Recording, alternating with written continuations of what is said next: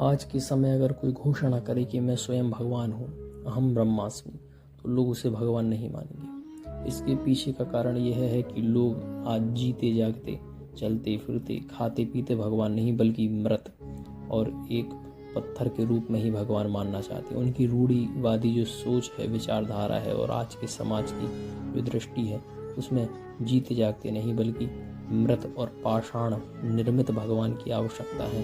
इसलिए वे जीते जागते को भगवान मान ही नहीं सकते। पत्थर की मूर्ति को ही भगवान मानने के पीछे सबसे बड़ा कारण यह है कि जब तक वह व्यक्ति जीवित होता है, जीवित व्यक्ति को हम बड़ा नहीं मान सकते, क्योंकि उससे हमारे अहंकार को ठेस पहुंचती है। जीते जागते व्यक्ति को अगर हम अपने से बड़ा मानेंगे, समाज अपने से बड़ा मानेगी, तो फिर उससे हमारे अहंकार को ठेस पहुंचेगी।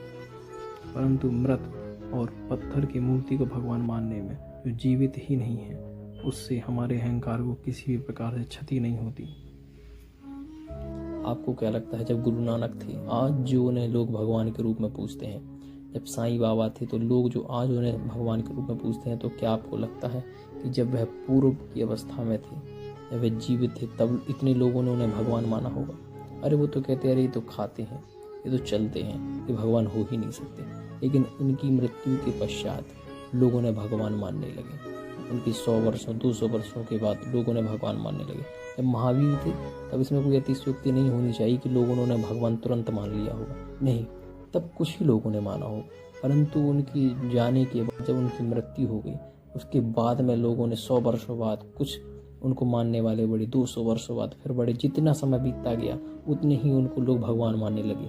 मतलब जब तक व्यक्ति जीवित रहेगा, तब उसमें ब्रह्म की स्थिति को हम नहीं मान सकते। जब वो मर जाएगा, जब उसकी मृत्यु हो जाएगी, जब उसकी केवल और केवल उसकी पाषाण निर्मित प्रतिमा बचेगी, तब हम उसको भगवान मानेंगे। अरे समस्या सबसे बड़ी यही है, जब साक्षात ब्रह्म हमारे सामने तब हम उसे नकारते हैं, लेकिन जब वो नहीं होता तब हम उसी की मूर्ति बनाकर पूजते हैं। चाहे वे गौतम बुद्ध हो, चाहे वे महावीर हो, लोग उन्हें भगवान नहीं मानेंगे। जब वह मृत्यु को प्राप्त होंगे, उसके बाद ही वे भगवान की पदवी को प्राप्त कर सकते हैं।